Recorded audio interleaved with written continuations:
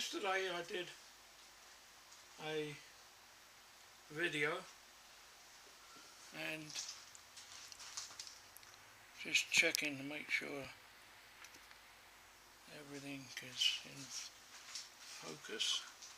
Yeah, yesterday I did a video and I showed you a project that is a long project that's been going for probably 35-40 years ago, and it's the first video I've done on a new camera that I bought, and it's got a wide angle lens, and it's one of those sports cameras.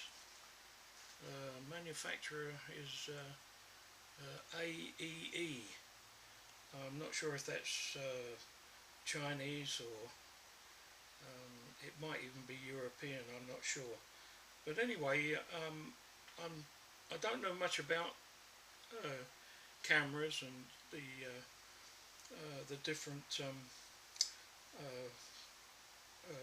settings, and so I put one up yesterday, and apparently the video was okay, but somebody said that the sound wasn't all that good, and I've been messing around with the menus here, and I'm not sure if I've pressed the right buttons or if it's going to stay the same or if it's going to get worse. But I did notice that even though the camera is only 2 foot away from me, it seemed like the position that I was sitting at, it wasn't very clear when I was showing you the parts. I mean, you know what a crankshaft looks like, but I was thinking that I'd like to get it a closer look so that you can see more detail. And although the camera has a plus and minus at the back, I'm not exactly sure whether it's working. So this is a second video, and I'm hoping that it's going to be a little bit better. What I'm going to do at the same time is I'm going to bring the part closer to the camera and hope that that will improve matters.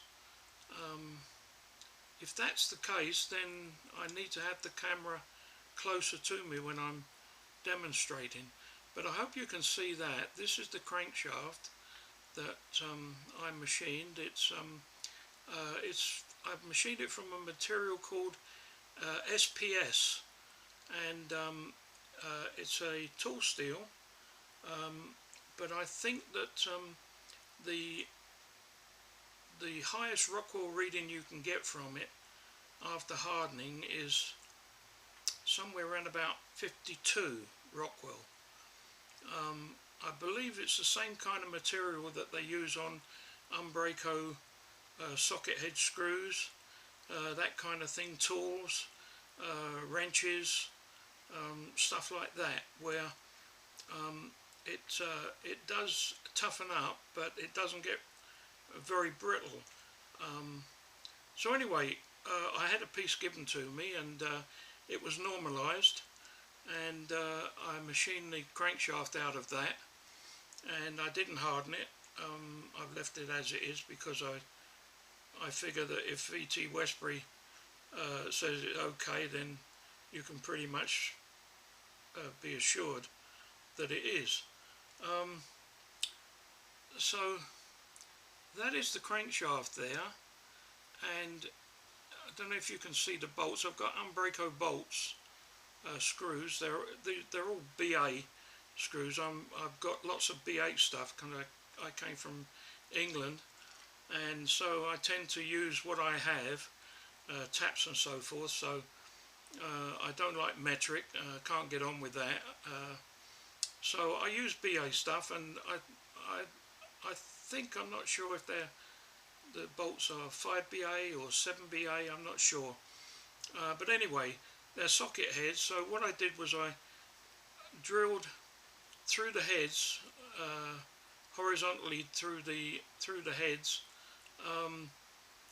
some small holes, and that allowed me to put the wire in and to locate it in a figure 8, which I believe is the aircraft industry's specifications. And anyway, I decided to put these locking system for safety's sake, and so that's that. Now, as you can see here are the idling gears between the crankshaft and the camshaft, and they were bought. I didn't make them. It came with the kit. I bought the whole kit from Woking Precision Models. I think it was Woking, yeah, Woking Precision Models. And I brought the whole thing over with me when I came over from England, and so that's that. Here are the pistons and the bores, and the bores, I machined them. It's the material, the sleeves are meionite, very nice, closely grained cast iron, and I bored them out on the milling machine, and sorry, on the lathe, and then I honed the cylinders out with a what they call a flex hone.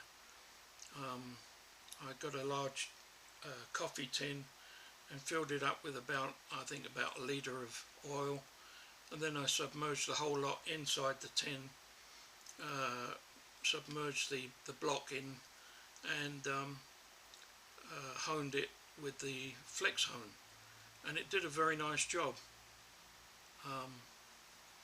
So the pistons have, each piston has 2 cast iron rings installed.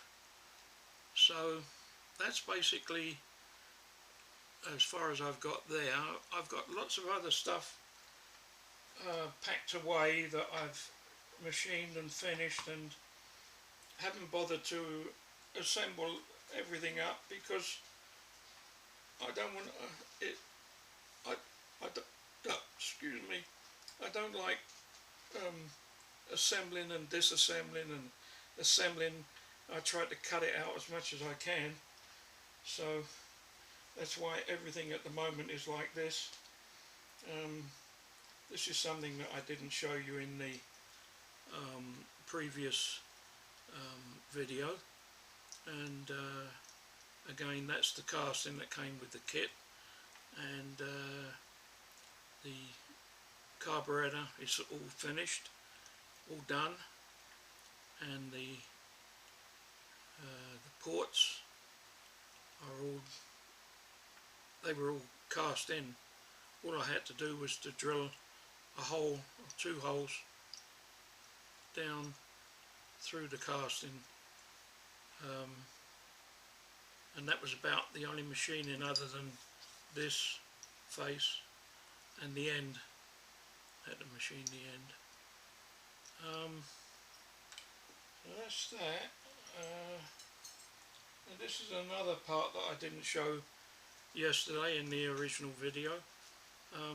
The timing cover, again another casting, and it has 2 pumps, a water pump on this side, no, oil pump on this side, sorry, oil pump on this side, and a water pump on that side, and the oil is sucked up from the sunk from the sump down here, goes in around the gears and is forced up this pipe into the central crankshaft bearing, and then distributed through the crankshaft to lubricate the big ends. So that's that. There's the part of the distributor and the housing, and I've already got the little the sprung arm in there and the points. I have the points in there. So that's that. I'm not going to show you any other stuff because I've got it packed away, and to be quite honest, I don't even know where it is at the moment. But as I say, this has been packed away for probably 5 years, at least 5 years since I touched it last. It's just been packed away somewhere, and so I've got to find all the parts again. So I'm hoping that this video is going to be better, and I hope that the sound is going to be better for the viewers. I don't know whether it can be improved. I guess time will tell. I'll gradually figure out a few things, and so I'll call off now and check this video on the computer and see if it's any good. Okay.